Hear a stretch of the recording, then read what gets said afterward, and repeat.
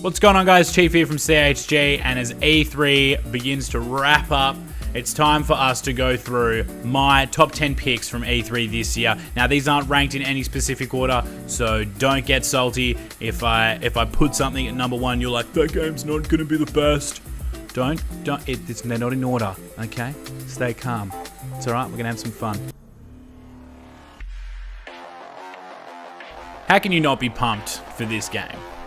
The devs that brought us the Witcher series, and let's face it, it's one of the most anticipated new IPs. News also indicates that Cyberpunk will be a first-person RPG set in a rich and immersive world, but let's face it, we wouldn't expect anything less from CD Projekt Red. There is so much to look forward to with this game, and the trailer that we saw showed off the aesthetic and feel of the world. I can't wait to get lost in it. You can expect a massive open world, interesting characters, and meaningful side missions. This game will probably come to us in 2019, although they have not announced a release date yet. I was a huge fan of the first Dying Light, and braining zombies has, quite honestly, never felt so good. Not to mention the responsive and challenging parkour mechanics. Oddly enough, this year at E3, they didn't show any zombies till the end of the trailer. Instead, the trailer focused on a wide variety of human factions, and how those groups of survivors and the choices you make regarding them have drastic effects on the world around you. I can't wait to jump back into this great zombie kill fest, and take on new enemies, climb massive buildings, and craft devastating new weapons. Could this be the Sea of Thieves we wanted? With a huge emphasis on team play, this shared open world pirate experience from Ubisoft takes the best naval combat mechanics in the world, the ones from Assassin's Creed Black Flag, and they take it to a massive shared open world. Ambushing trade ships, killing other player ships, and joining with friends to take down convoys full of loot will be just some of the things that you'll get to do in Skull and Bones. They also showed off a deep and detailed customization system for your character and your ship, giving you the ability to upgrade your ship's cannons, sails, hull, and so much more. Needless to say, I can't wait to get my feet wet. Should be coming sometime in 2019. Almost there. So that's the control. The Division has had a bit of a rough ride, but I feel as though Ubisoft has learnt a lot from the first installment and will be able to give the people what they want. They announced 8-man raids, a huge variety of weapons, skills, and a whole new endgame progression system called Specializations. This simple addition completely fleshes out the endgame experience and will hopefully do a great job of keeping me coming back for more and more Division fun. I have faith that Ubisoft can make this a truly enjoyable multiplayer experience. The Division 2 releases March 19, 2019.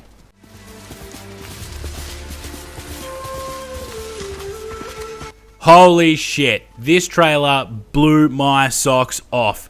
The beautiful graphics and slick samurai gameplay had me dripping between the knees. When Assassin's Creed wouldn't give us the samurai, the devs at Sucker Punch gave us what we want. Fluid strikes and stealth movement, as well as a climbing mechanic, makes this samurai experience look like a ton of fun. All nestled nicely in a rich, vibrant open world, full of enemies to kill and stories to discover. Better sharpen my katana. It's probably going to come out in 2019, they haven't announced it yet.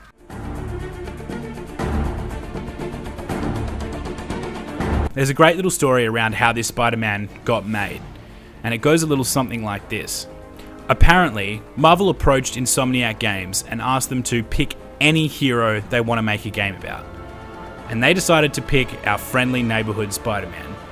After years of lackluster Spider-Man titles, this Sony exclusive is shaping up great. The fighting looks similar to the Batman Arkham series with its fluid rhythm-based fighting. And of course, web slinging looks realistic and a whole lot of fun. In this game, they'll be following an older and more mature Peter Parker, long after the death of Uncle Ben. So God willing, we won't have to hear the backstory for the 700th time. It's coming out this year, September 7th, 2018, and I could not be more excited.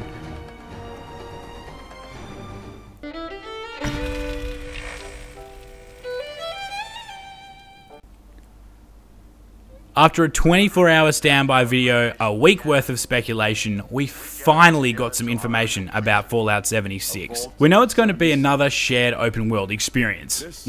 Apparently every company needs a Destiny. That being said, what we heard got me excited. A massive map, 4 times bigger than Fallout 4, a huge open world full of things that make Fallout, Fallout. They also said that nuking enemy players would be possible, but some codes would be required to do this.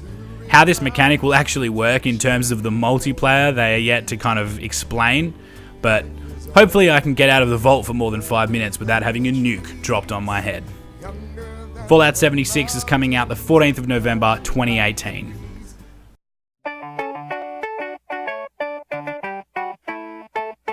To be honest, I never thought Rage would get a sequel. The first game being a good proof of concept, but it didn't really have the desired effect on the players. It kind of went by without anybody noticing. But clearly, Rage 2 is back with a vengeance in this richly coloured, intense open world experience.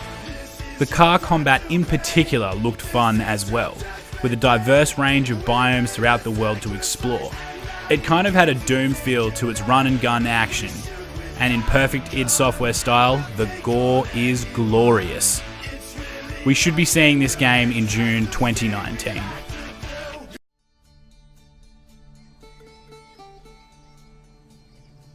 Assassin's Creed Origins was a breath of fresh air for the long-running and frankly a little stale Assassin's Creed franchise.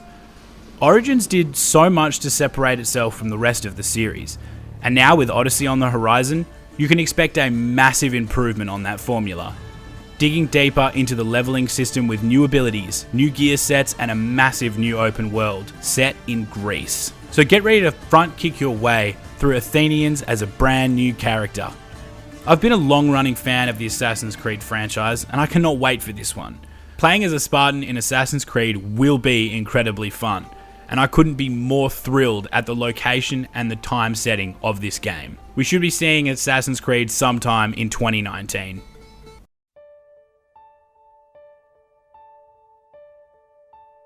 Last but most certainly not least is Metro Exodus.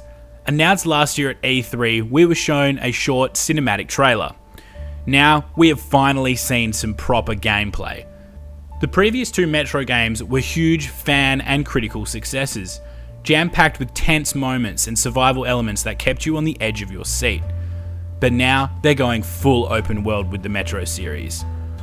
All the things you loved about the old games, the interesting weapons, the difficult enemies that demand strategy, and a compelling story to keep you invested in this apocalyptic epic.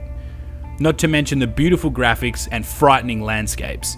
I couldn't be happier with the way this is shaping up, and I can't wait to get my hands on it. Metro Exodus should be coming sometime in 2019. Well, they're my top 10. They're just the ones that kind of caught my eye in particular. I'd like to point out a few honourable mentions. Honourable mention to Forza Horizon. That actually looks pretty cool with the seasons mechanic that I'm fairly interested in how that's going to shape up. I'll be keeping an eye on that one for sure. Also an honourable mention to Halo Infinite as well. Once again, skeptical because the last Halo wasn't that well received, and I feel as though it's such a long-running series that it might be running out of steam, so hopefully they can do something fresh and do something different to reinvigorate it and breathe some fresh air back into it. The same sort of thing goes for Gears 5, definitely worth keeping an eye on, but I really hope that they can do something special to bring the best out of that franchise, because there's still plenty there to explore. Anyway guys, that's it from me. Let me know what you guys are looking for from E3. What are you excited about? What are you keeping an eye on? I want to know what you guys are looking at. Leave it in the comments below. And if you liked the video, just drop a little like and subscribe on it, because that means the world to us here. Have a great day. I will see you on the next one. Take it easy.